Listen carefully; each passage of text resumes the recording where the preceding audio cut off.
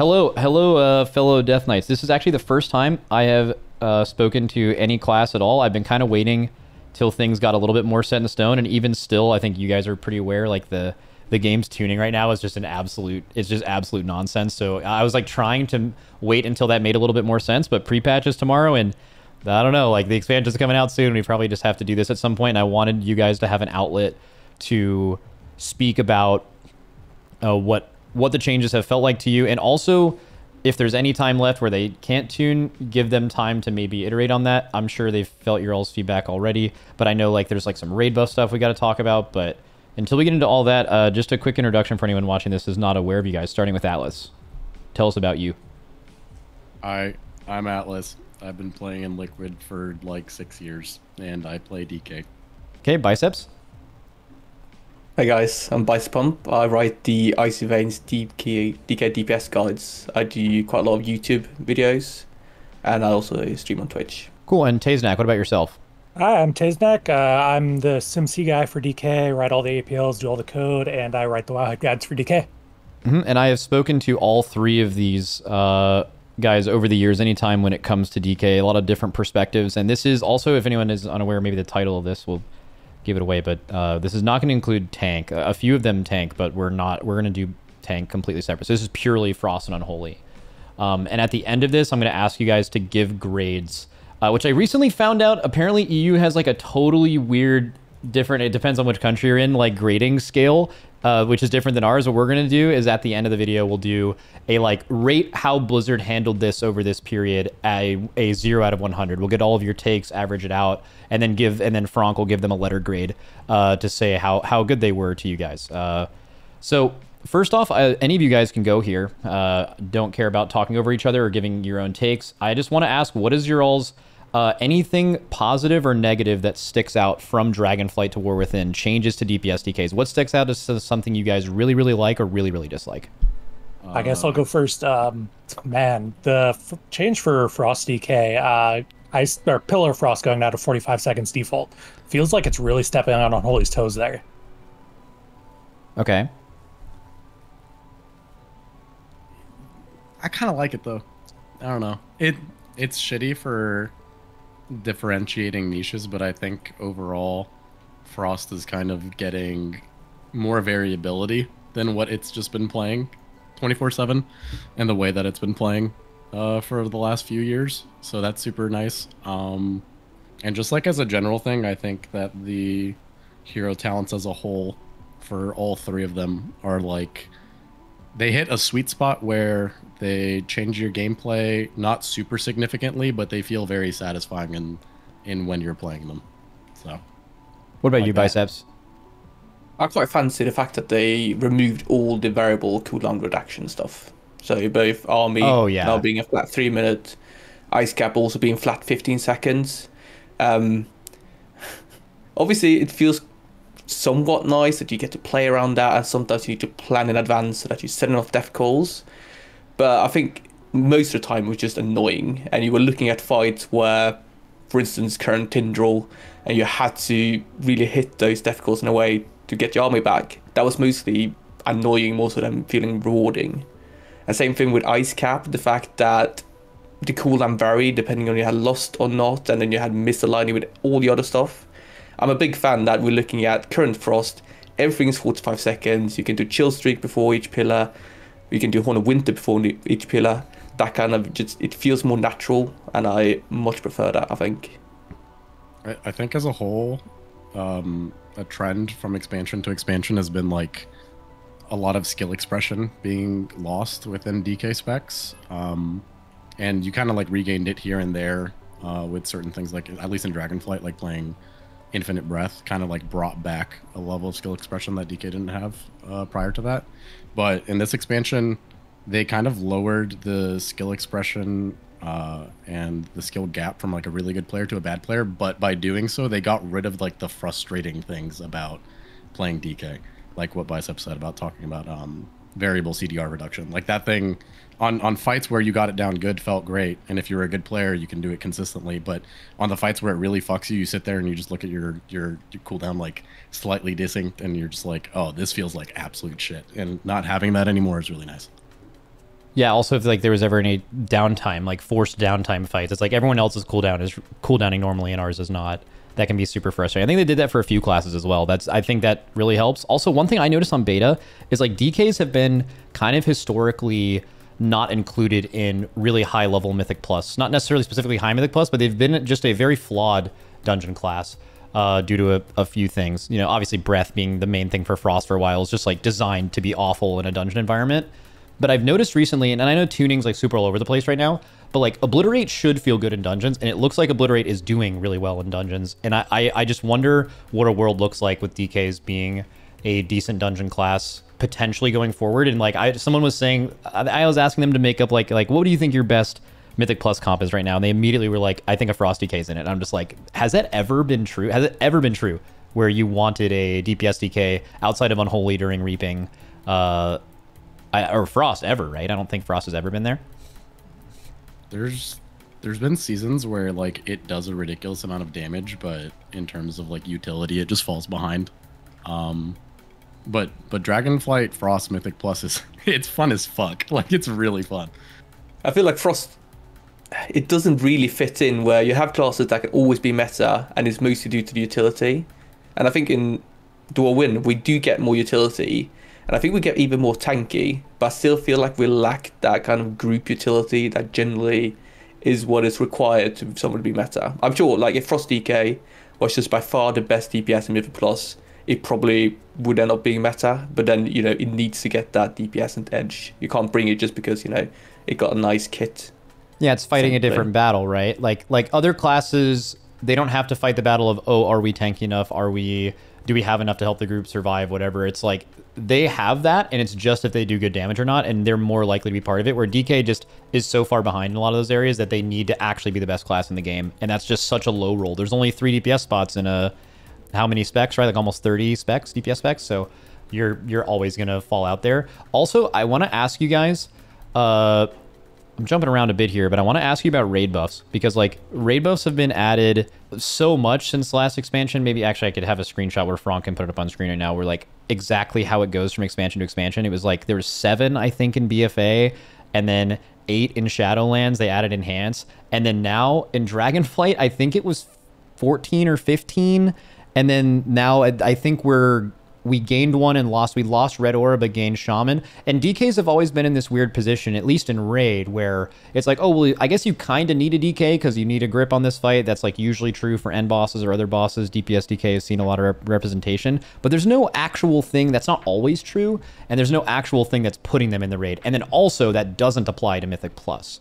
As well as tank DKs are kind of just better at everything DPS DKs do utility-wise and all of those content as well, as like, and that's not balanced. I don't know. I just want to give you guys kind of free reign, maybe starting with Taeznak, on what that looks like going into War Within. Are you concerned? You're like, okay, well, now we've already done the thing where they've said in interviews, you know, well, we don't need to exactly give everyone a 60-minute raid buff that they have that you need. You can be more interesting than that. And Grip is the interesting way, but it seems like every other class has the not interesting, very straightforward, you need this thing, and DKs don't. Like, how do you feel about that balance, and do you think that DKs maybe need something there? I definitely feel like DKs do need something there. I mean, imagine any other spec having a raid buff that's useless on, you know, 9 out of 10 fights in a raid tier. It just sucks, you know? You're going to be benched a lot of the time, and it doesn't feel good to the player. What that is, though, I don't think it needs to be a raid buff exactly, but just something more that makes DKs, you know, useful on every single fight in a raid tier. You could probably say like Insidious Chill is kind of like that, but it's definitely not powerful enough. Definitely not, yeah. Yeah, I don't know, man. I kind of don't want a raid buff, but at the same time I do. I'm in a weird spot with it. What about you two? I feel like we've gotten to the point where everyone else has it now. I felt like it was kind of fine, where a few classes had it, few didn't. But now everyone has it, except DK. And honestly, I know we talk about Grip, it's very useful in certain fights. You still need to get a DK for those specific fights, but I don't think it's enough to be called a raid buff. I feel like since everyone else has it, we should have something that benefits the raid on every fight. Especially too, I mean, what did Enhance Ellie and Resto Shamans just get done with this like years-long crusade of like, yeah, you're bringing a shaman to a raid, but it's not these two specs ever. It's only this one. And it's like, that doesn't make sense. Then they did the Sky Fury change. So they've already set a precedent with, we get it. The only one spec bringing a raid buff from a class doesn't really make a lot of sense. So we're going to give it to the other two. You could make a lot of the same arguments for DK. Like, if you're bringing one DK to the raid because you need a DK for something, like you do every other class in the game, and it's for grip, they have a shorter cooldown grip than DPS DKs. They have the ability to mass grip. You do not, right? You guys both have aim bombs, Lim, but like there's that. Also, for some reason, your raid cooldown AMZ does more for blood DKs, right? It's still based on your health. So like you're getting a more powerful raid cooldown for some reason from your blood as well. And I think that's an interesting, because like you've actually seen that play out in raid, right, Atlas? Like I feel like whenever we've considered, you're like, okay, you need a DK for this fight, it is never, let's bring a DPS DK. It is, can we get away with bringing a blood DK based on the current raid buff situation? And then maybe if you still need one, you'd bring a DPS after, right? This exact topic I could probably rant about for hours on end, but I'll try to keep it concise. But it's like the single biggest thing about playing DPS DK that makes me want to like Naruto run into a wall head first and like knock myself out. Yeah.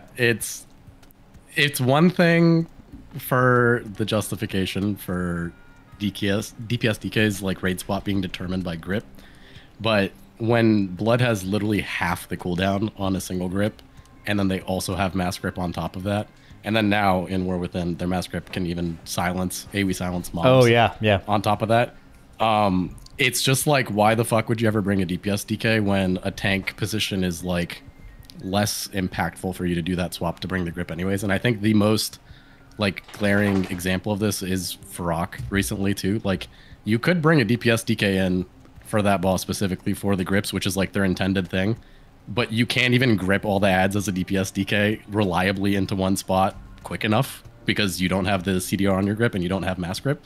Yeah. So the disparity between like tank and DPS DK when it comes to grip specifically is really annoying. I've been saying this for like months now, but I just wish they would give DPS DK mass grip, because it's not so crazy that like the game's gonna break just because you can, you know, have a DPS DK with mass grip. You're not stacking them anyways. If you were to stack them regardless, it's not like a game breaking ability. But also as a separate thing, I have a crusade against A-bomb limb. I hate that ability so fucking much for like its intention of grouping mobs, because it's like it's really funnily unreliable in actually grouping things. You'll be running around for like 4 seconds and it just won't grip. Oh, I remember Anduin. I remember Anduin was like turning you into the Joker with that. Yeah. You just sprint around and it would just be like wailing around for 6 seconds without gripping something, and like maybe it'll grip something instantly, but it won't grip another mob. It has range issues. The A-bomb's limb is like cool as like a concept, and it's fine in like places like Mythic Plus or whatever. But when it comes to like raiding specifically, where you want to reliably grip mobs into a specific spot very quickly, it's kind of like a band-aid fix towards not having mass grip. So I just wish they would give us mass grip. As far as raid buffs go though, I still think DK, I'll die on this hill, I still think DK should just get like Vamp Aura, and monks should lose their healing increase taken away. Oh yeah, last expansion monks had a 5% physical damage increase. They had a 8% healing increase taken. Was that the buff, I believe? And then they had 4% avoidance, but it wasn't actually avoidance. It was like non-DRable avoidance. It was like a different tag. So yeah, I mean, they removed, for what it's worth, they did remove that. They removed all of those things from monk except for the fizz. But yeah, absolutely. Why not? Why not, right? Why not move one of those things from monk into DK, where if you have a DK in your raid group, people around you take 8% increased healing, you'd have a DK on every fight, right? And it would also give you some value in Mythic Plus as well, right? Easier to heal, but yeah. I think Farok is such a great choice when you want to argue. Like, if someone goes and says, well, it's fine DPS DKs, you have your grip, that is going to be useful for the most important fight with the tier. We have Fyrak, where grip is really, really important to grip everything up, and they didn't run a DPS DK. Well, even then, think about how far away you were. Like, do you think on that fight, 2 DPS DKs would even equal 1 blood DK? I don't think so. I actually think 1 blood DK would be better. Oh, you had to have a blood DK as well. Yeah. Kind of thing. Yeah. It's the choice always on fights where grip actually matters, and you need the grip to make an impactful thing like that. It's always 2 DPS DKs versus 1 tank. and I don't know why you'd ever make the yeah, choice to make and two swapping DPS and swapping, even if it was 1 DPS for 1 tank, you would actually still always prefer to do the tank role. So it's like twice as bad. You would always, it's way less consequential to swap a tank out. So yeah, it's tough for sure. I just wanted to give you guys some. Taeznak, do you have any takes on that they haven't covered? Nah, man. I mean, I called Fire Act before the raid even released. It's rough. Yeah. Okay, well, so DKs would like that, and then, yeah, I think there's a lot of different ideas. Like, Insidious Chill, I think maybe they view it like that. Like, Insidious Chill is kind of worded like, oh, you want this in a raid, but the reality is you just don't need that. It's just, it falls below the threshold of what raid buffs are supposed to be, which is like, you want a raid buff to be powerful enough to bring a class definitely all the time in raid, and you want it no more powerful than that, but also no less. Because if it's more powerful than that, then it's like, oh, well, now I need this in Mythic Plus, right? You'd want it to pretty much, because the only purpose, they've even said this in interviews, the only purpose of them is to force class diversity in the highest difficulty of raid environment. That's the only purpose for them. And some of them do that, but they also make them BIS in other areas of the game when you have to choose between 5 of them. And then some classes don't have one at all. And now, if you are to look at it, I think you could make an argument for Hunter, but DK is the only class that like definitely doesn't have something that is putting them in on every boss of a raid. So maybe just something else to look at. I mean, the Insidious Chill thing also is like a double slap in the face because it's in the class tree. So one, it falls below the threshold of like impactfulness where you actually want like a DK in, but like if you're already sitting there and, you know, a little bit disgruntled about the fact that Blood DK has a better grip than DPS DK, and you're having such bad tank problems that you want to get in a special raid buff to reduce tank damage, then the tank spec of DK also just brings that for itself. So, okay, speaking of class tree, I'm actually glad you moved there. Speaking more specifically on the class tree, I know that the DK class tree is probably one of the most flawed at the end of Dragonflight, or just all the way through Dragonflight. It's just like they moved on from this. Like, it seems like class trees, an ideal class tree is you get all the stuff you really need, like required talents, and then you have some points to spend on cool things that might be specific to a certain fight, but they are not things you need. And DK was the complete opposite of that in the last expansion. Like you were dying for every single point for power, right? I think they made that a little bit better in my opinion, but I just want to give you guys some space to talk about how happy you are about them, and then also any potential changes you would like to see to the class tree. But just in general, how happy are you guys about the new class tree compared to the one you had in Dragonflight? I can say that I'm quite happy. I feel like it's much easier to path around things and kind of take what you want. Like at the bottom half, there used to be so many 2-point nodes and whatever you needed to DPS. Now you've got Abomination Limb and you've got Rune Mastery, and that's kind of it. And then there's loads of things associated with magic damage, but they are nearly always taken. But if you look at the top half, right, I had a look earlier, like in single target, there's kind of like 5 points, which are pretty flexible, I'd say. Something like that, which is just 5 more than used to be, essentially. Mm-hmm. What do you think, Atlas, Taeznak? I personally, I like the new stuff that we got, but I'm still seeing a lot of rigidity in the tree. At least in terms of like min-maxing in a raid perspective. You can path better around the tree because there's less 2-point nodes. Like you can drop one thing for another. And like realistically speaking, is the impactfulness of like slightly more self-healing that detrimental if you lose that versus like a little more CC? Probably not. But like in terms of like world first rating or something like that, I'm looking at this tree and I'm like, okay, well, I can't really swap shit. And if I do have to swap shit, it's usually for something that I wouldn't really want in a raid scenario to begin with. But I think that the new stuff that they added to the tree is good. And it is more easily traversed, but I can't imagine taking stuff out to do that. So you think it's dungeons more where some of the stuff that's there and seems extra and you could move some stuff around, that's just something you don't usually have to take in raid. Probably some like CC stop related things, right? Yeah. Makes I sense. think that's good though. I think that's really good though. Because like me in a raid, I'm not like, you know, sitting there pressed for CC. There's other classes that do it way better. Like we already said, like DK's lacking that kind of utility in Mythic Plus to begin with. But the fact that you can do it now without being completely fucked is a good thing, and you're not losing something so substantial to the point where you're feeling bad about it. Okay. What about you, Taeznak?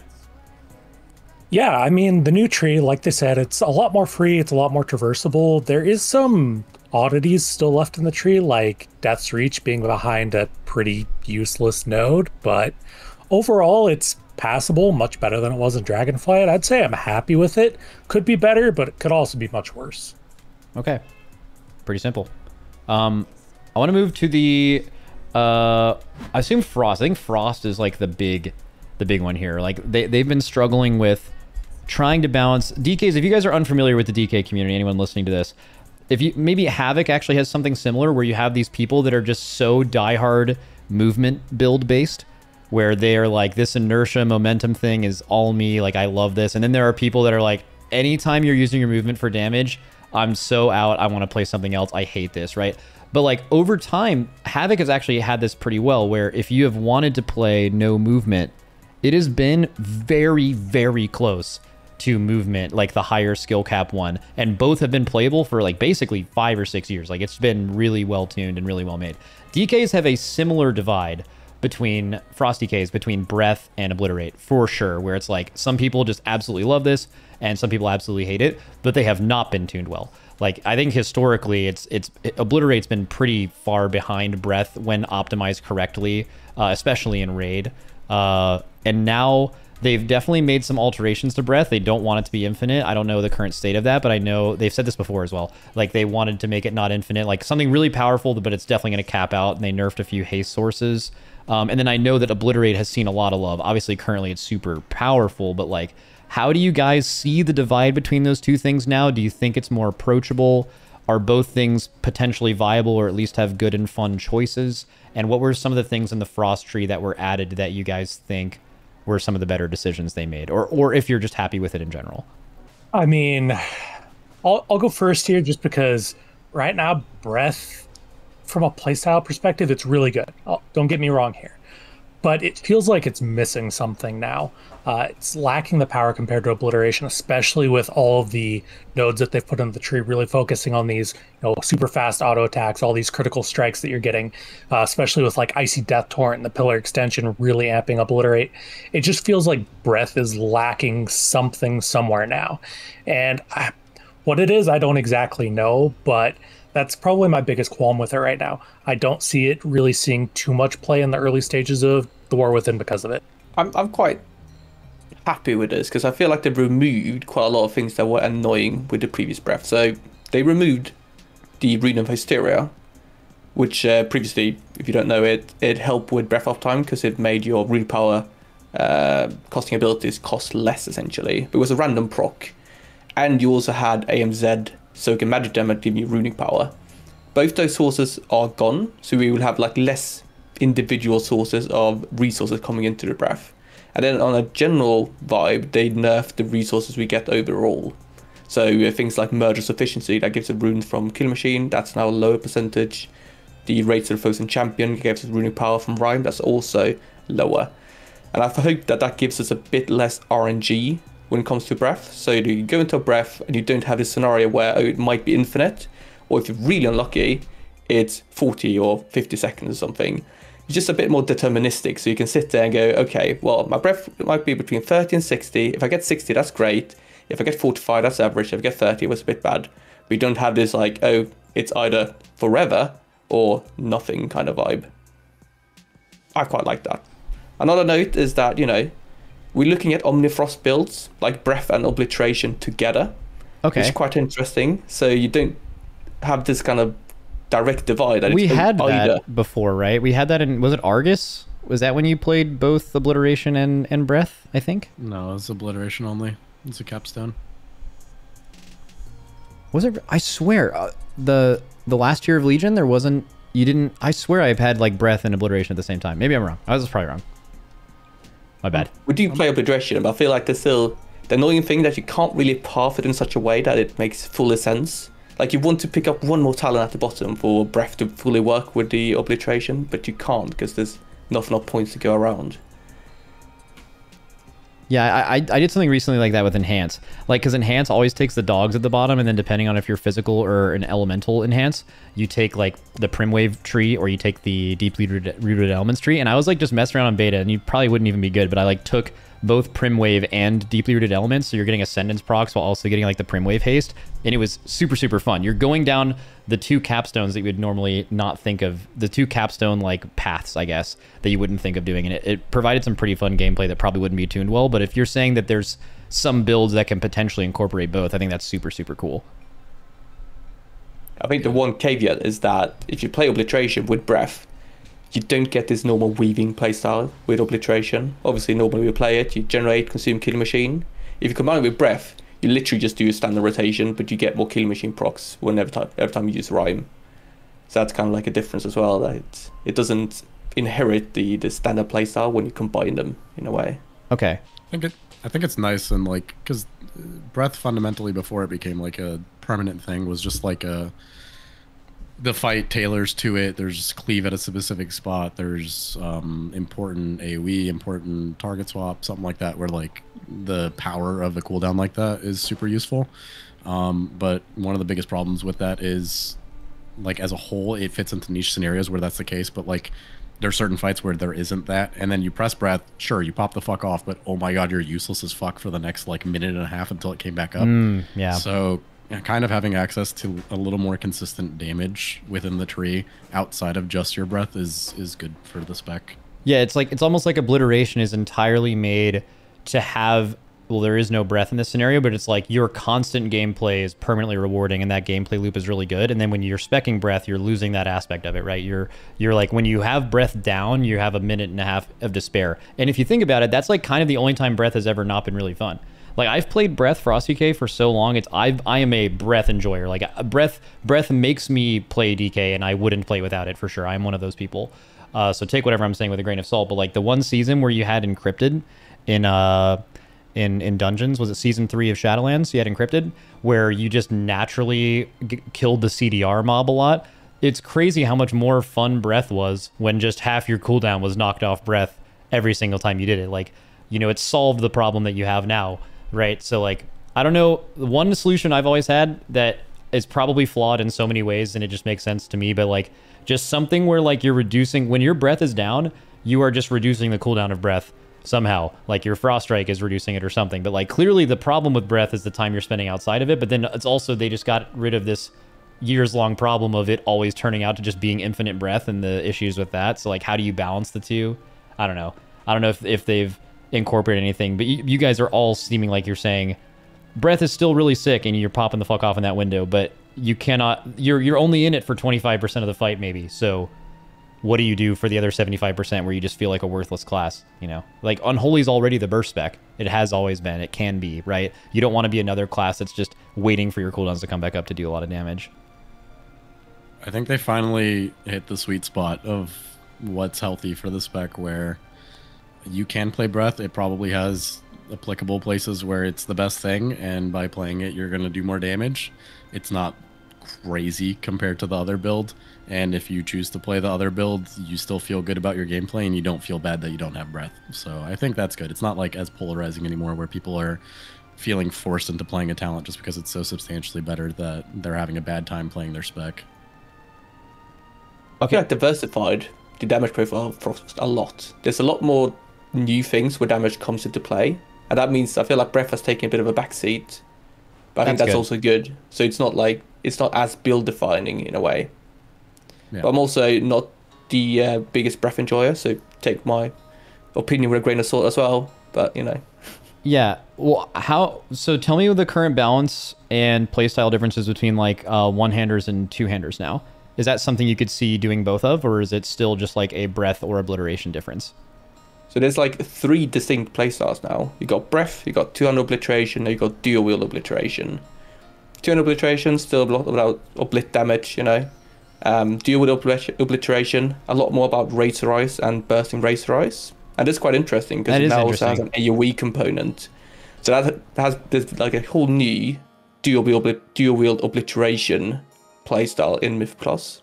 And then still you have Breath, which is obviously Dual Wield, which is about the Breath windows.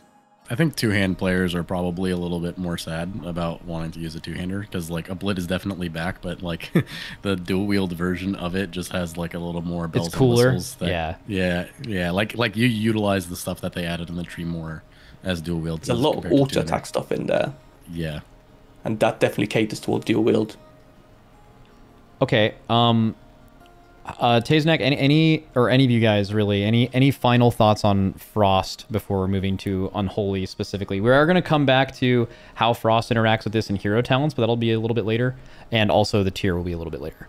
But just about the spec tree changes, I think generally. I mean, in general, the changes are honestly great. I love the playstyle versatility it has. I love the change for rune forges, so you're actually swapping things around now, especially with dual wield obliteration. And there's just a lot of fun stuff. Tree's good.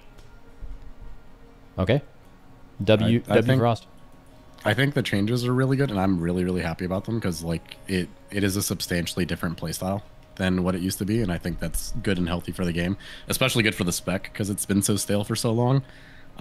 My only gripe with it at all is, although I find it really fun and satisfying to play, it's sort of like losing identity when compared to other classes that are melee based specifically, because I can point to like, you know, spec mechanics like killing machine, rune forges, blah blah blah, like all those things, and be like that's uniquely DK.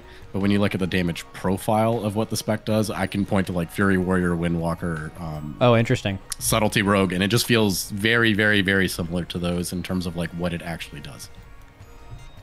So that could be like a potential tuning issue. I don't know, like, you know, if you want the damage profile of like what Frost does, why would you bring Frost if you can bring Fury, or vice versa? Yeah, no, you're exactly right. I mean, that's something where Frost, you know, like it or not, they did have that distinct. Nothing was like Breath in the entire game. It was a completely unique thing that only Frost DKs did when you wanted that specific damage profile on a fight. So that makes sense. Okay. All right, I want to move to Unholy, and this is purely class and spec tree related right now. So like the changes from Unholy from last expansion to this one, I mean, for me, there's just a lot of really cool stuff, right? Like the ability to have like a Magus come out every single time instead of Gargoyle, still have that similar path. You have more wound popping synergy, and in fact, in some cases, it's like just an insane change in that area. But there's still like a lot of distinct disease-based stuff. A lot of just they made Festermite work like Iron Fur instead of like how Festermite worked, which I think was really positive. And then again, they kind of simplified all of the cooldown lengths of everything. But I know that every time I go through the Unholy Tree, I still feel, and I know this is probably a stupid complaint that you can make about a lot of classes, but I feel overwhelmed with not being able to get exactly what I want for every build. And I'm like, oh man, if I could just have one more point and I could have this, that would be insane. And there's never like, I'm playing this build and I have these points, I'm playing this build. There's always like, oh my God, I really want that. And I don't know if having a lot of good spec tree points that you really want is necessarily a bad thing, but historically, the classes that have been really good are kind of the ones that get all the points that make them do really good AoE and single target at the same time. So like, I kind of want to ask if you guys feel like Unholy has a divide there. Do you think Unholy struggles getting both of those? Do you think there's a good build that does both? And generally, what do you guys feel about the changes that have happened from Dragonflight till now? Okay, so when it comes to the AoE single target split for Unholy, it's actually a lot closer than it was, but it's still not great. We do have the option of going Super Strain and single target now, along with Unholy Blight and Ebon Fever for some really good sustained AoE, at least for Unholy. Combined with like Menacing Magus and Doomed Bidding, we can do pretty well. But there's still this divide in the tree where a lot of your AoE power is coming from, you know, Bursting Swords, Vile Contagion, Defile, all of those, and you're still not able to grab those in single target, which just gimps you in any AoE or cleave scenario. And I mean, if that's the way they want Unholy, I mean, that's the way they want Unholy, but at least it's a little bit better than it was. Also, last expansion, you had so much, like, Unholy felt very feast or famine. Not only was it super power infusion and like other kinds of support buffing reliant, but you also were like, if you didn't have your cooldown window really matter on a fight, they just felt like they were too much in that area too. Like, I don't know if any of you guys feel like it's more balanced now, or you have build options that are more balanced and your cooldown windows are more relevant every cooldown rather than just being super reliant on a big army and Garg window. Is it similar? I mean, Abomination in general just makes it a 1.5 minute spec, you know, especially with Riders of the Apocalypse. Like, it's a really good 1.5 minute burst spec. That's all there really is to it. I don't think it'll be nearly as reliant on externals or even trinkets as it was in Dragonflight. Okay. Atlas, what about you? I think also, yeah. Oh, shit. Doom bidding being there, being that powerful of talent, means that we get more of a flat damage profile. Is Doomed bidding the spawning the Magus? Yes. Yeah. Okay, yeah. Love that. I want to get as far away as possible from any external buffs determining whether or not I do damage. And I want to get even further away from then getting the external buff and then having to worry about getting it at the right time and all the like the small little intricacies of like, hey man, can you PI me like exactly 10 seconds into my cooldown so that they line up better with that? All that I hate it. Like I hate it. I feel like such a diva playing DK for like years now, because like uptime is, I know we're talking about Unholy, but uptime is like so necessary for Frost, and then you get to Unholy and it's like you fuck up your cooldowns by one global, people don't give you the buffs at the right time, you're doing like 50% less damage than you normally would do, and then it's like, okay, well now I feel useless.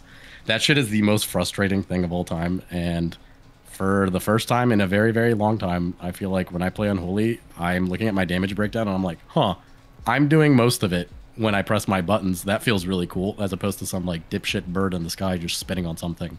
And then 2, I'm not sitting there like, huh, I don't need to worry about like a specific window where I need all my damage. I could just do this shit again in like 30 seconds. So that feels really good. Oh, that sounds amazing. It feels super satisfying to play Unholy, even though the gameplay rotation of it is so dull. Like it still has wounds, and you're not really doing anything crazy when you're playing it. Yeah. But while you're playing it, you're like, this feels really kind of sick, and it's happening often enough to the point where I feel engaged. Not to mention that those shorter cooldown windows are also really unique. So like there's a lot of raid bosses specifically, and this is definitely applicable to dungeons too, where like you just want something pretty often that has a little bit of punch to it. And Unholy has kind of always had this with the cooldown timing of 45 seconds with A-bombs and APOC. But like now it really feels like, you know, if you have that pop, there's not a lot of classes in the game that actually have that, even with the introduction of hero talent. So it also gives you a unique damage profile that other people don't have. What's up, Taeznak? Talk about unique. Oh, sorry, go ahead. I completely forgot what I was going to say. Oh, sorry, Alice, you can go. Yeah, you were talking and then I cut you off, so I just wanted you to go again. My bad. Just talking about like unique damage profile or like something popping that feels satisfying is when you played Gargoyle before as Unholy, sure, it felt satisfying to do like, I don't know, 2 million bursts and everybody else is just like pissing around at 600k. That feels satisfying for like maybe, I don't know, 10 minutes, and then you're like, okay, well this is just like my bit and this is all my worth. But at least when it comes to San'layn in the War Within, that shit still feels real satisfying when you build up your disease super big and then you pop it for like 17 mil. That feels fucking really good, and you can do that. Oh, that's cool. More than every 3 minutes. And then it also has like crazy applications on cleave that like actually genuinely make you excited for like a 45-second cooldown window, which is, I think, is rare in the game. Most 45-second cooldowns, you're like, oh fuck, it's coming up, I'll just press it, whatever, it'll just do whatever it does. But yeah, you kind of feel like a rush when you're playing Unholy right now on 45 seconds. Dude, I'm hyped. This is actually sick. Taeznak, do you remember what you were saying? I think, yeah, I was going to actually mention the sudden doom changes. Going back on that, like Atlas was talking about how the rotation feels dull, but I think one of the best things they did to kind of address that is doomed bidding and the sudden doom changes, with sudden doom always critting, spawning that Magus, and it's just a really, really satisfying button press. Oh, that's a good point. Yeah, it was almost like before when you were getting Death Coil procs, right? Like that was almost like a stressful moment. It's like I'm getting too many of these and I have this resource overcapping thing, and it's like I don't feel that. But now when you see that proc, you're like, oh boy, I'm about to pop off, and that's a great change. I feel like in general they made that core rotation more exciting. As I said, Sudden Doom is now a proper proc, whereas previously it was really whatever. It felt bad sometimes to get it even, but now you're like, that's nice, I got the proc, I'm going to use it. You'd be sitting as well. You'd be sitting at 100 runic power with like 6 runes up, and you'd see that shit pop up on your screen. You're like, oh my god, get the fuck away from me. I don't want to see you right now. Yeah, I know. So I think also the fact that diseases are such a bigger part of our gameplay, it's more about tuning, right? It's just that, oh, the disease build's not better. But I do love the fact to be a disease spec. It makes it more versatile. It means that you can do multi-dotting, that kind of thing. I think it's better for a spec to be a disease-focused Unholy. in general in a raiding environment, because we can also do great AoE in an easy way. I do feel like we've lost a lot of skill expression. That might change, you know, obviously we will have the tier set and whatever, there could probably be some kind of mini game around it. But the stuff I looked at previously, that when I view in people's log and go like, okay, is he playing Unholy well? You look at, did he execute the long opener exactly as he should have done? Did he line up his cooldowns with the CDR in a way that they hit the exact 3-minute mark that he should have? And did he play Festamite correctly? Did he time that with his Apocalypse? Now I feel like there's not really anything there that you can tell a good Unholy from bad Unholy. I think Atlas mentioned this as well. So I'm worried that it feels exciting, the procs is nice, but in the end you might get a bit bored because you end up in a payphone spec, which is, in the end, I don't know. They took skill expression on Unholy, took it out back and shot it in the head with an 18 gauge shotgun. Like you could almost not fuck anything up. They made it so that APOC always spawns 4 ghouls no matter how many wounds you pop, so who gives a fuck, just press it. Oh, that's so nice. It's nice because like when you fester and you hit 3 and you're just sitting there like, shit, I need to hit this button right now. You wanna die, but like now it just pops 4 no matter what you do. That's super cool. They made Festermite Iron Fur. So instead of it being within a specific window, it just overlaps procs. That's super good. It's actually understated. It's really, really good and really powerful that it Iron Furs now, because you no longer... The most frustrating thing ever, at least in Mythic Plus, but also in Raid. Yeah. Well, not even stopping. Stopping's fine, whatever. I think resource management and like pooling is fine. Yeah. But the worst shit ever is in like Mythic Plus, you have all your cooldowns up. There's one mob, your pet puts a wound on it. It pops while you're running to the next pack, which is all the AoE, and your Festermite window's just completely fucked.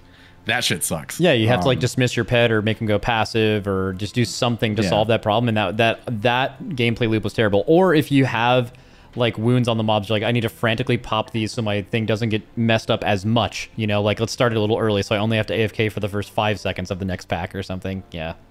Yeah, that being gone is super good. The only thing I think is a fair criticism of the spec and the changes that they've made as a whole is I'm fine with skill expression being gone. Not gone. Well, gone. That's not good. Well, gone. Okay, gone is hyperbole. There's still skill expression there. It's significantly lower than it used to be, like significantly lower, but it's still there for sure. The only problem with it is, and this has been Unholy's problem for a very long time.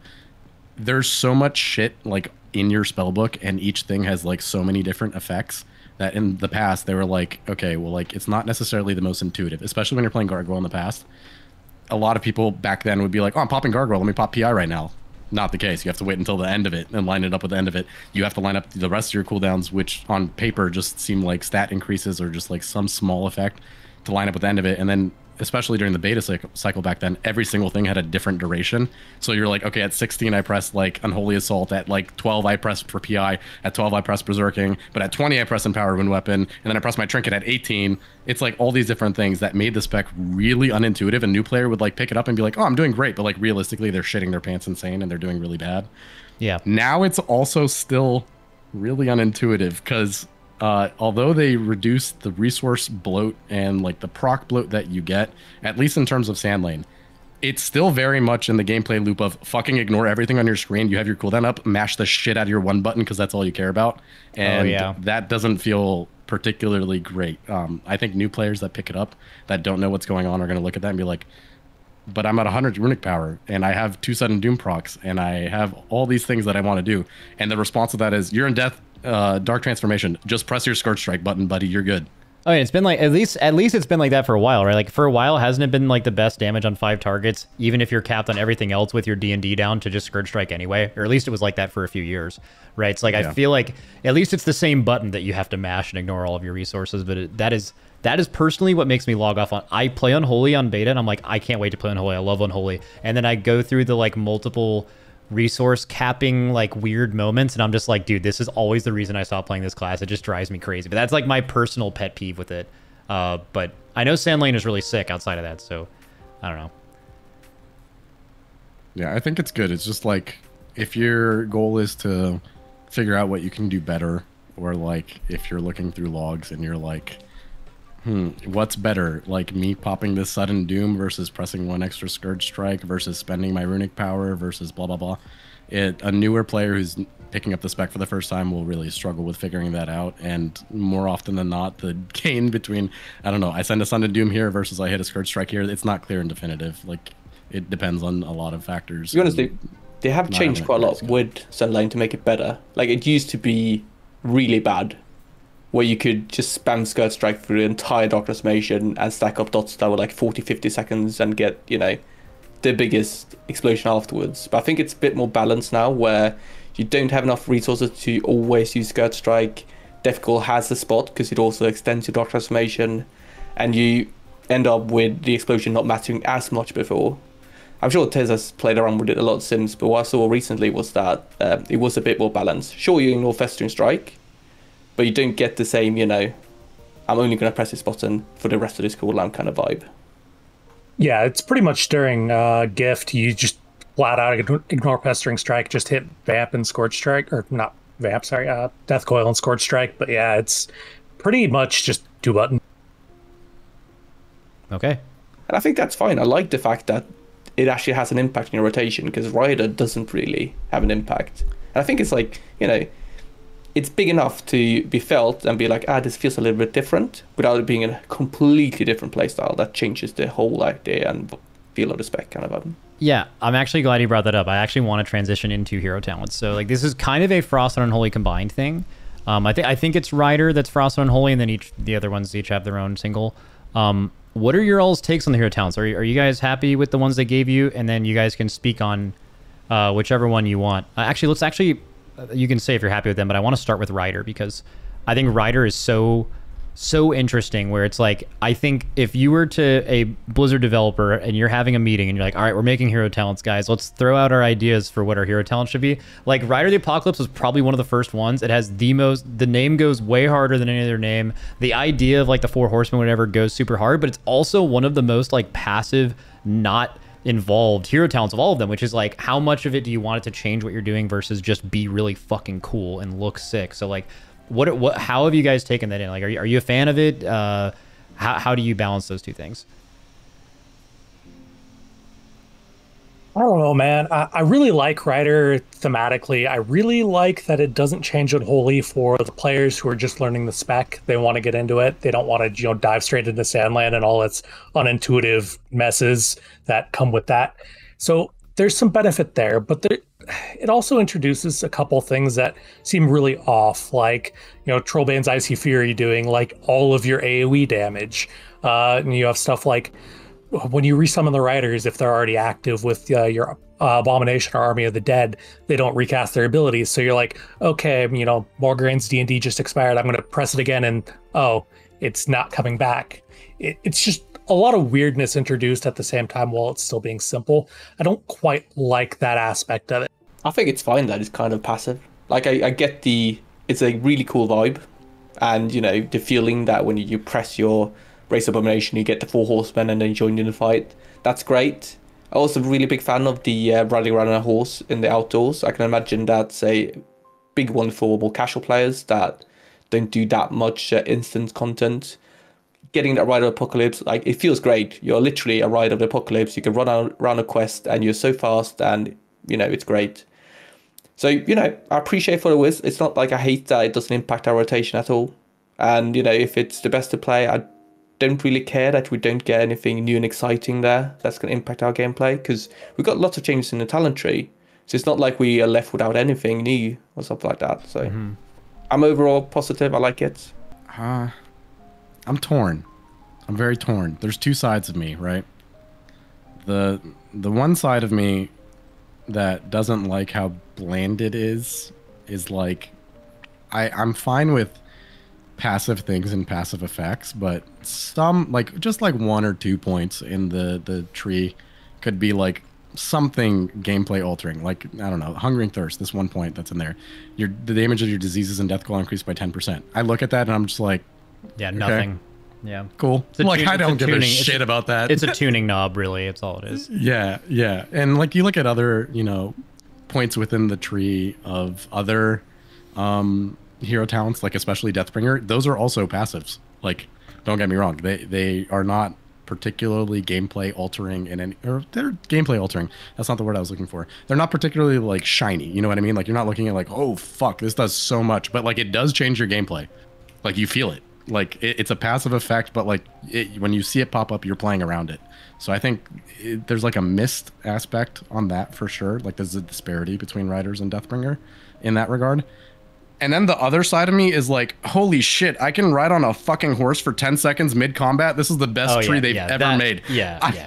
I'm like a little kid in a candy shop with this shit. The second I see a boss, I'm like, I can be on a horse. I'm like, okay, I want to play it even if it sucks. Like, it's really fucking fun. And then the only other problem I have with it is the disparity between the horsey guys, because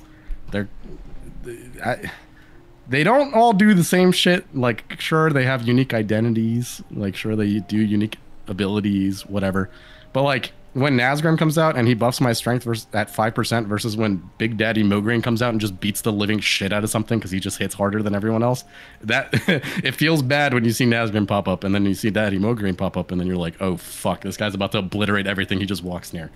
So maybe that's a good thing. Maybe people get excited about seeing him pop up versus Nazgrim, but I look at it and I'm like, I wish Nazgrim did more rather than get more excited about Mograine being there. Yeah, and I also think for Ryder specifically, they have in a lot of trees, you know, like some are super impactful and some aren't. You mentioned how Ryder is like kind of passive on the gameplay side, but we are talking purely gameplay of like doing damage and like playing your class. And because like if you talk about gameplay altering, like the fact that your Death's Advance becomes a 10-second paladin horse where you cannot be displaced or moved, that might be the single like most impactful to how you deal with some fights than almost any point in any tree, right? It's just not based on your damage rotation. It's like, that's super sick. Not to mention the choice node with that. DK leveling is going to be absolutely insane. Like, you're just going to actually be, if you guys don't know this, you're going to be on a horse permanently. You are mounted in combat, running at mount speed during combat permanently the entire time you're leveling. It's completely cracked. So like that I think was super sick. Also, like defensives have been a topic of the entire game, for sure. Like there's just way too many of them, and then also hero talents added more of them. How do you guys feel about the hero talents of Ryder defensively, and then also maybe can allow that to kind of segment into talking about the other hero talent trees as well? Sorry, any Atlas? I can speak on it real quick. Real quick. San'layn's really cool. Medium effectiveness. You don't think about it too much. Deathbringer is comically OP. And then Rider of the Apocalypse is not necessarily OP, but it's just fucking funny sometimes. Because for those who don't know, Riders of the Apocalypse, your horse guys just randomly put AMS on you. And that's just like really funny. Like you'll just be sitting there in the middle of a fight and you're like, huh, I just got AMS. I have an absorb shield bigger than anything I've ever seen in my life. Why the fuck is this here? And then you combine that with the class tree and you're just like popping AMSs on other people. It just leads to like funny moments. But like in terms of actual power, Deathbringer is kind of fucking crazy. They just get like ridiculous amounts of physical and magic DR. Yeah. And then San'layn's just like self-healing, which is like cool, but like with the changes that they made to DK in terms of self-healing to begin with, it's like comically OP. So you don't really care about it too much, but it's just cool to have. What do you two think? I wonder, like, I don't have enough of a vibe on other classes, but I feel like we're already incredibly tanky. I'm looking at the changes and the new trees, and I see, well, we're getting even more tanky. Like, where's it going to end? Like, we're always going to run Will of Necropolis with a new tree, and we get, you know, with Rider, 5% DR per Rider out, which is going to be, like, there's usually at least one out, right? I wonder if it's just going to add up. Like, how is Unholy and Frost going to, you know, stand up against the other one? Are we going to be even better than we already are when it comes to defensive power? That is a interesting question, and I can tell you that there's already kind of an epidemic going on with this. We could talk about this for a long time, but probably won't be too long. But that where Blizzard has to find a way to challenge you, and to challenge you because of how many defensives are in the game, the only way to do that is to like try to one-shot you and you having proactively pressed your buttons because there are just so many of them in the game and healer cooldowns are stronger than they've been. And adding more defensives into hero talents is certainly going to make that worse. And they're going to have to address that at some point. They already mentioned it in an interview that like maybe they have to like do some kind of pruning at some point, not before the War Within, but during it. But I don't think DKs are necessarily left behind. Like a lot of classes are really tanky. I would say DKs are probably on the upper end of that. But I don't think DKs would need to be pruned of their defensiveness outside of everyone being pruned at the same time. Like, I don't think DKs are like absurdly OP, cannot die. I think there's like, I don't even know how the expansion is going to play out, because it seems like there's probably like half the specs in the game are like that now. They've like buffed defensiveness across the board, so it's going to be weird. I stand on the opposite viewpoint of that. I think they're comically unkillable. I think there are probably 5 classes that are comically unkillable, but yeah. No, like you know how people in Elden Ring do like no hit runs, and then there's like a funny haha branch of like challenges where people do all hit runs and they purposely get hit by every single mechanic that they can from a boss. I'm 90% sure I can show up to this raid for the first like 7 bosses and get hit by every single fucking mechanic that has come out of that boss, and I won't die or get close to it. Yeah, well, that's So I think it's definitely a problem. Like, as much as I like sitting here and being like, oh, I could just cover for all my mistakes and that's super sick, it shouldn't be this way. It shouldn't be that way for any class, but it is for multiple. And like, also, I think that's like something that has kept you out of High Mythic Plus too, is like you're competing with classes. Like, basically High Mythic Plus ends up just turning into the boss is going to scream every 15 seconds and do more than your entire HP bar. And not only are you super tanky, but how many defensives do you have to live a certain quantity of those? And DK hasn't stacked up to like Rogue having Feint or Mages having 10 defensives or whatever. So like, it is one of those classes where like they could probably use a little, where they've always been comically unkillable in Raid, especially considering like Death Strike when you have to use that in the right scenario. But I don't know. I don't think it's necessarily a DK thing. Like, maybe DKs, like you said, are like comically unkillable, but I think that applies to more than like 3 or 4 classes. And I don't think that was really true for like any class last expansion besides like maybe Mage or Warlocks when they were stacking bursts. So I think it's like a game-wide problem. I don't think it's like something where they need to address DKs. They actually did a recent change to try and address it a little bit, and it is a very good change. It actually probably stops it from reaching critical mass. But for those who don't know, they brought like DPS DKs actually being able to death strike and having it do something back. And that was something historically, especially in World First rating, that I abused the living shit out of.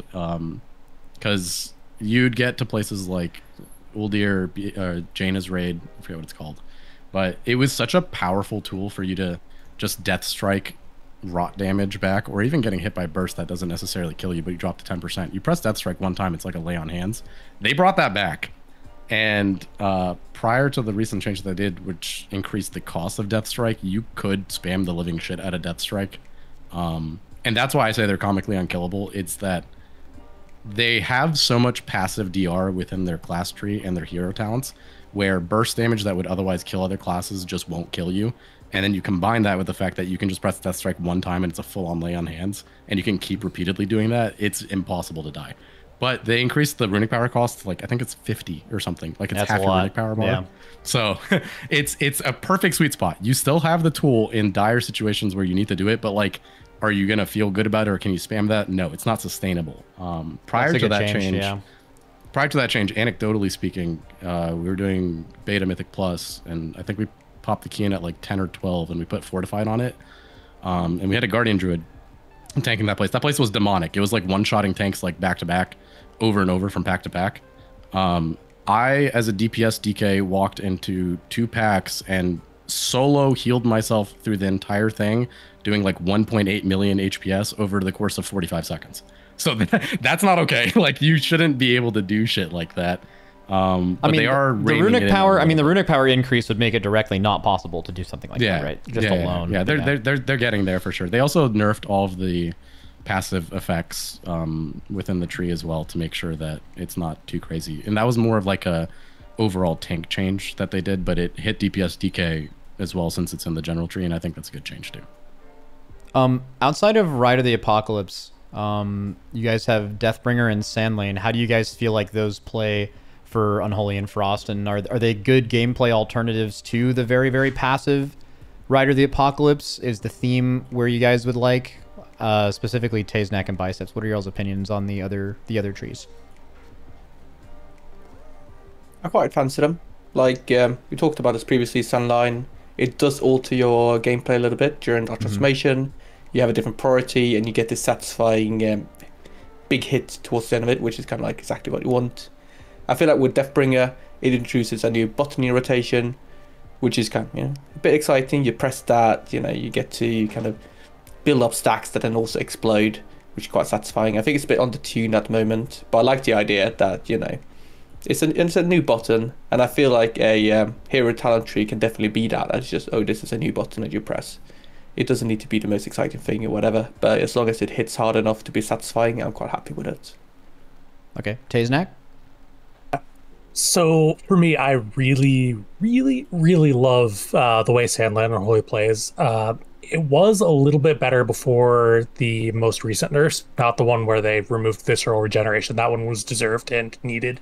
But I really like the way it plays. It introduces this, cadence to your gameplay flow that Unholy didn't really have as much on its 45-second windows, where you're setting up, you're going into your windows, you have this, absolute mad rush during your dark transformation, and then afterwards you have to, try to fish for that vampiric strike proc to extend your essence of the Blood Queen to the next dark transformation window. It creates this really, really nice cadence to it that works so well to make sure that you're not just pressing, Scourge Strike and Festering Strike and Death Coil just constantly for just the reason of pressing the buttons. It gives it a lot of purpose, and I really like that. When it comes to Deathbringer, a little bit torn on it. It's an extra button. It feels really cool. Visually, it's absolutely amazing. Probably one of the Is that the one with scythes? Visual. Is that the one with all the scythes going off? Yeah, that looks insane. I was watching a stream, and I don't even remember how it worked, but I was like, damn, that looks cool. Yeah, visually it's insane. Gameplay-wise, it's kind of like, you're just going to press this with your pillar. It's going to do its thing. Then you get some cool scythes.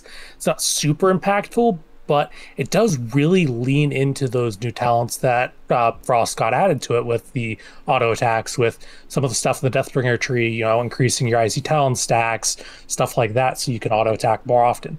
I don't know. I like Deathbringer, but it's not quite as cool as San'layn. Okay. And then Atlas, and any final thoughts on those two before we move on to the last two things we're doing? Specifically Deathbringer San'layn related. San'layn's really cool. It feels satisfying to play, especially because you go from pressing a 3-minute cooldown in the past, and then you spend 2 minutes and 40 seconds with your hand up your ass doing nothing.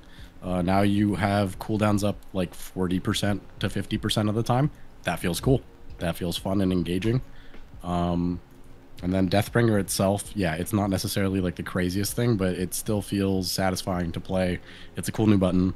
And I think that it also helps Frost kind of gain a little bit of power and execute, which is really good, because something that kind of is a disparity between those two specs is how ridiculous Unholy Execute is compared to Frost Execute. And now that Soul Reaper's in the general tree and both specs can get it, and Deathbringer leans into Execute a little bit, I think that's cool. All right. We're going to do a couple more things. So we are going to have you guys grade Blizzard. I was thinking about doing it 0 to 100, but apparently like EU has a totally different grading system. I think we're just going to do letter grades. So like as we would get in school, maybe this is different in EU, where you get an A, B, C, D, or F, right? Those are the things we'll have you graded. But before that, I want to give each of you guys the floor, and I'm going to ask you, and hopefully one of you guys has something prepared to go right away, because I think you guys might need to think about this. If you guys were a Blizzard dev for a week, okay, and you could change or add anything to DK, what would you do? Each one of you specifically. Does anyone... you can think about this for a while if you want, but if anyone... I already have one. You already have one? All right, what is it? Yep. Get rid of wounds. Fuck them. Get rid of wounds? You'd remove wounds from Unholy and add, and like replace and add the system, or do you think it functions without it fine? Replace something that is more cyclical disease-based gameplay. Okay. What that is could be anything, really. But I just think that's more satisfying gameplay than wounds, and I think, especially going into this expansion with them really dropping in importance in terms of like how you care about the game or how you even care about them as a whole, just fucking get rid of them. They were frustrating in the past. They're thematic, mechanically clunky because it's like old rogue combo points. Do you really care about them as much as you did before? No. So like, what's the point? Yeah, the only problem is they have like 25% of the talent tree is associated with wounds, so that's a big cook. That's like something that would take a while, but you do have a whole week, so I believe that you could make it happen. If they can top to bottom rework Shadow Priest 7 times in one expansion, they can do DK once. That I think they'll be okay with that. Dude, Shadow Priest, stay mad, by the way. All right, okay. Biceps or Taeznak, you guys are a Blizzard developer for a week. You can change and add anything to the class. What would you do? I would add group utility. So Just something that I would do a raid buff, and I would add some group utility that you go look at and go like, oh, this is great to have a Mythic Plus. That's a good reason to bring a DK and a Myth Plus team. okay. I think, I think if we get that, we would be a much more meta-able class in a sense. And we're tired of playing DK and being this gimmick class, which is always, it's pretty much never considered to be meta Myth Plus, for instance. It just never happens. I would love to be in the pool of classes that can actually be meta when they do good damage, if that makes sense. Yeah, that totally makes sense. And I also think that there's like something like that already within DK. It's just blood specific. Like if like just alone, Frost DK already has like single grips, whatever. They have the blinding sleep button. Just imagine they had mass grip combined with that also silencing things like that. Like that alone would do massive things in the direction of making them a little bit more viable and something you could plan around. That's kind of unique. It's not just a stop. It's a really fucking good stop for a non-tank. So I think, yeah, makes sense. Taeznak, you're a dev. What are you doing? Well, Atlas stole mine, so I'll go instead the other direction. Remove all the unintuitive summon animations from Unholy's pets because, oh my god, that's what makes the Unholy opener so messed up. You're waiting for these pets to spawn. You have to time your cooldowns to where you're using them when they're all active, and it's just an absolute freaking mess. That's probably what I'd go for. Army takes like 8 seconds to actually get going. I don't think any player looks at that and goes, oh yeah, 8 seconds. That's when that build starts doing damage. Yep. They're like contemplating their existence as they're slowly crawling out of the fucking ground because they've been summoned. It's like a 14-year-old coded ability. It could be really cool if they just showed up. Okay. All right. I think those are all three great additions. All right, we're going to go on to the grading. So I will tell you guys what they are ahead of time. We're going to go in order, and I'll tell you guys in order what you guys are rating them, and then I will just have a combined rating similar to like the median of what you guys pick. So we're going to rate the class tree, the Frost tree, and the Unholy tree. We're going to rate San'layn, Rider, and Deathbringer. We're going to rate the tier sets for Unholy and Frost, and you guys can briefly speak about them. And then we will talk about the general fun, so Frost and Unholy fun factor. This can be relative to Dragonflight or just how you feel in general. And then also just a letter grade for the overall strength and viability you think of the two specs going into Season 1. A letter grade. All right, so we're going to start with the class tree overhaul. We're going to go Atlas, Biceps, and then Taeznak for the ratings. The class tree specifically? Yep. A through F. C. I think it's a C. What about Biceps? I was thinking A minus. Do we do plus or minus? You can do plus or minus. You can do whatever you want. Yep. Okay. A minus. All right, Taeznak, tiebreaker. What do you think? I'm going C plus. Okay, so C plus, and an A minus. That's like a B, right? Somewhere around a B or a B minus, I think. Okay, makes sense. All right, Frost tree. Specifically the tree, not hero towns or anything, just the spec tree, Atlas. A plus. Wow, that's great. That's so you're really fucking happy. You think the Frost tree's got it all? Yeah. Okay, Biceps. I got A with that one. Okay, Taze. A plus as well, man. It's good. Wow, that's crazy. Frost DK is one of the best spec trees in the game. That is insane. I'll add a caveat to that. I think that you can definitely look at it and be like, fuck, I wish I had like 1 or 2 more points here. I wish I could go 1 or 2 more points here. But I think that's a tuning problem more so than a like restriction problem. I think you can move around this tree, but they're specifically limiting you from not getting those specific things because they want to tune knobs within those buttons. And I think that's a good thing to have. Yeah, every tree needs something like that. Also, I just want to point out for what Atlas just did, where he like threw in an extra caveat at the end. You guys can all do that, by the way. Like, if you want to say the letter grade and then you're like, but this, I think that's perfectly fine. I think that's interesting. That's what people want to hear. Okay, Unholy spec tree specifically, starting with Atlas.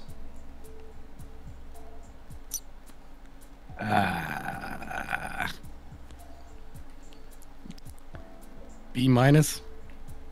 Okay, Biceps. I'd have to give it a B. I think there's too much loss of skill expression. Okay, Taze. I'm probably biased here because I've spent so much time looking at this tree, but I'm going to go with a D on this. There's just too many useless nodes, man. All right, so that averages out to somewhere around a C or a C plus. But actually, so you think there's just too many useless nodes, bad pathing, or like, is it just like there's too many? It's like overwhelming. Like, can you elaborate on that more? So it's kind of a combination of all those. Like, if you look at the middle of the tree, there's just this absolute dense area.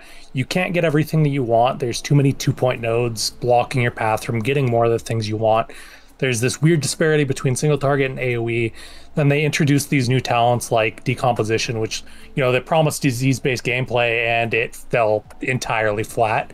And you have like Festering Scythe, which is visually super cool and all these nice things, but it just doesn't do anything for us. It's just awkward with some of the new things that they introduced, and I think they could have done a much better job. Okay, so still needs some cooking. All right, we're going to move on to hero talents. Now, keep in mind, for Rider, at least, you are kind of rating it this like for both specs, which is kind of challenging. So if you're rating it something and you're like, but I specifically think Unholy and Frost, and just try to meet somewhere in the middle, and then you can just explain yourself if you want to for Rider specifically. So we'll start with San'layn, sorry. Alice. A. Okay, Biceps. I think that's solid A for me. Taze? I'm going to give it a B, only because Vampiric Strike proccing outside of Dark Transformation is so infrequent, it doesn't feel like it's impactful, and that's my biggest complaint with it. Okay, so you'd want it to be less random, more consistent, and or you would want it to matter so much more when it happens? Yeah, exactly. Okay, cool. All right, Rider, Atlas. A. A, okay. Taze? I think that's Or A plus Biceps, for sorry? me. A plus? Yeah, I think it's Wow. okay sometimes for something to just be really cool, and that's, you know, good enough without it being Yeah, I agree with you. anything else, you know. Taze? Another A, yeah, solid. Beautiful. All right, so Rider, solid A. Deathbringer, Atlas. A. Biceps? I think that's a B. I don't think it's exciting enough. Okay. I think that also you have a good point, because it needs to kind of be exciting. Like, and this is, maybe they did this on purpose, but with Rider being so passive gameplay wise, you kind of need San'layn and Deathbringer to both give you something there, because you want the choice of like, you want the variety, right? So you specifically criticizing it for that, I think, is fair because of the alternative. And what about you, Taeznak? I'm going to go B as well. Okay. All right. So we have And that. I want to make a comment though about why I put it A, and Sure. why I think it's okay for it to not be too crazy in terms of like engagement. I think that Frost specifically has already going on a lot of things, Yeah. So Deathbringer being more passive and not necessarily as like gameplay altering is probably good, because if it was something that was more involved and more gameplay altering, you'd probably get overwhelmed. Okay. Now, I'm going to ask you guys about the tier sets, but I want to just make a general caveat for everyone, is that the tier sets in the beginning of Dragonflight were kind of similar to this, where it's like, oh, we're not going to do too much. And they kind of had the same idea this expansion, because they're like, okay, well, we want the hero talents to be the focus and the new thing. So we don't want tier to be super impactful. So because of that, tier across the entire game is insanely boring. So what I'm asking you to do is kind of hard. It's rating it for how good it is and how interesting it is and how much you like it, but also acknowledging that it's supposed to be boring, which is weird. So like, I don't know, you can kind of explain yourself if you want on that. I can also, I'm sure Frank will have it on the screen, but I'll just mention it as well. For Frost, the 2-piece is Runic Power, spending abilities deal 8% increased damage, and the 4-piece is consuming Runic Power has a chance to increase your strength by 10% for 8 seconds. And Unholy, the 2-piece is your minions deal increased damage, 8%, and the 4-piece is when you summon a minion in general, your haste is increased by 2% up to 8 for every minion, and that's for 8 seconds. So, starting with Atlas, what is your opinion on the Frost tier set, if you were to give it a letter grade? For it being passive, A. A. So you're happy with it? It's not like a... Yeah, it's so weird, because like, when you think A in a tier set, you're like, oh, this thing's super sick. There's nothing about it that's super sick. It's just... It's super basic, but you're saying you don't hate it. It's not something where you're just like, God, ours sucks and everyone else is good. Okay, I get it. I think it's like a passive thing that you don't have to think about, but there's like one extra layer there where like they added some stuff in the Frost tree specifically that emphasizes Frost Strike more.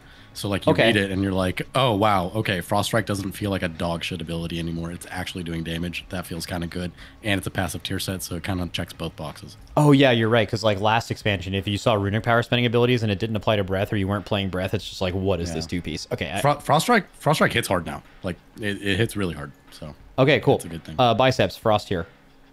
I go with A as well. I think it's interesting how it benefits all the different playstyles, but in different ways. Because it obviously increases glacial advance damage as well. So it works off Obliteration and Frost Strike and then Breath. So they all get, benefit from it, but in different ways. And I quite like that. Okay, Taze. I'm gonna go with B, if only because they made the 4-piece RPPM, which makes it just incredibly inconsistent. Okay, cool. Totally fair. All right, Unholy, which someone in chat said it was changed from my description of it. I might be looking at an old article. Is it still what I said it was? Minions deal 8% increased damage 2-piece, and then 4 pieces haste per minion? Yeah. That is correct? Okay, cool. It's like a stacking up to 8%, but yeah. Okay, cool. Atlas, your take.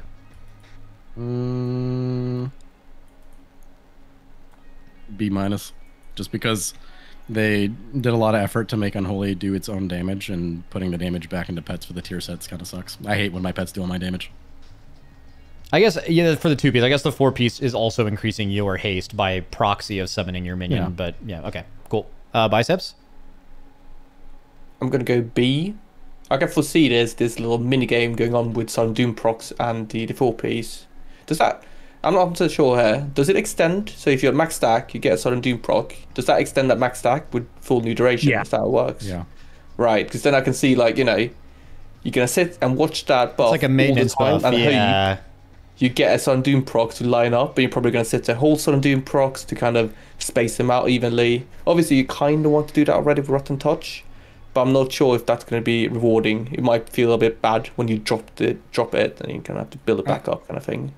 I think for what it's worth, though, like the periods of time where you want to care about it is within your cooldown, and Sudden Doom procs enough to the point where you won't really drop it within your cooldowns now anyway, so it's fine. Okay. Yeah, I mean, I think those are all really good points as well. I mean, if it does end up being a thing where like you're holding on to sudden dooms because you might not get one 6 seconds from now to refresh your 8% haste, like that will, I mean, every class that has had a maintenance buff like that, they've been praying for them to take that out because the gameplay is so dog shit. I mean, it's kind of similar to, what's that? Is it Deathbringer? What's the ability you guys have where you have to press Scourge Strike to make your diseases do more damage, and it used to be 5 seconds, then they increased it? Plaguebringer. Exactly. Like if you played with 5-second Plaguebringer, you know how unbelievably dog shit that was, right? So a lot of classes have that, and hopefully this doesn't feel that way. Makes sense.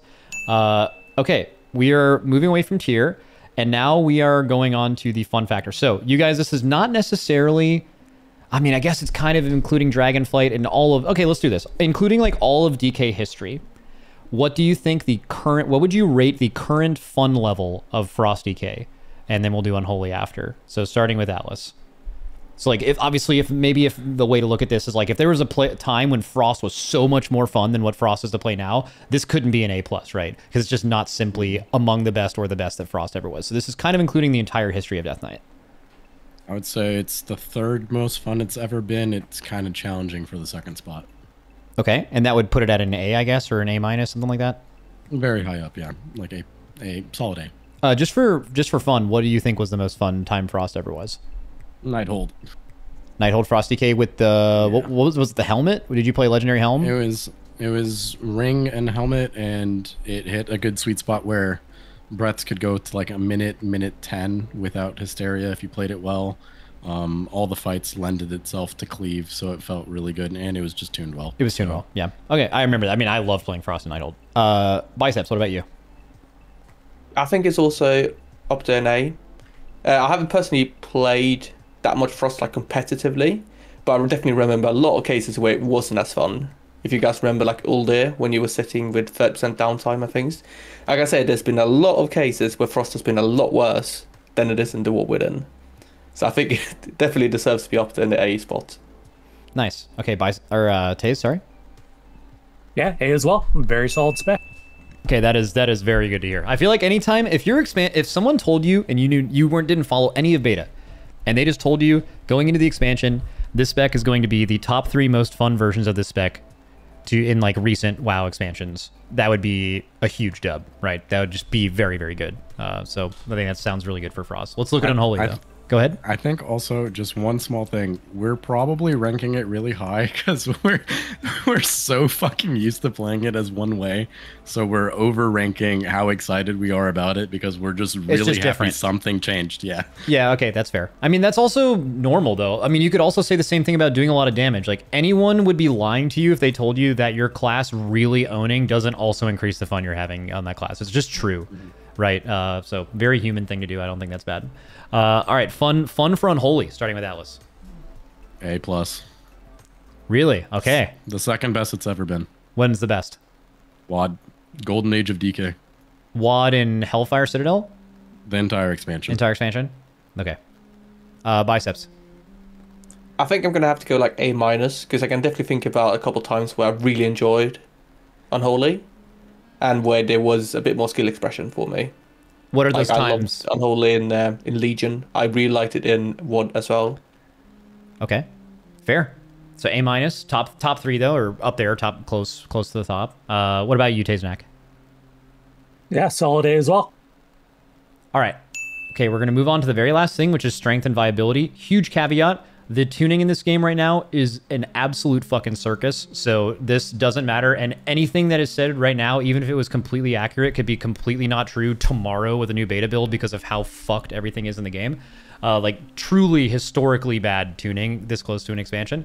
So, super grain of salt, but if you were to just generally gauge from, you think you have to kind of separate yourselves a little bit from current tuning, but more like the tools they have and what makes them good and how many different options they have. Looking at the War Within, and you're looking at Frost, specifically Atlas, what would you say the general strength and viability, like capability of this class is? A-. It's good for what it does. It does good damage. It has diverse damage profiles. It's good at diverse target counts, but it's not crazy. Okay.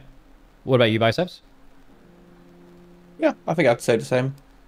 It has this good thing where the Movement Plus profile is very similar to the Fuel Single Target one. So it has this really nice, it can deal both good single target and good AoE, but lacking the utility to go higher.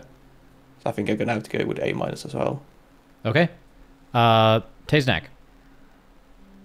I think I'm actually going to go A+ on this one, just because tuning right now is super in flux, but from what I've seen, Frost has so much potential for scaling up.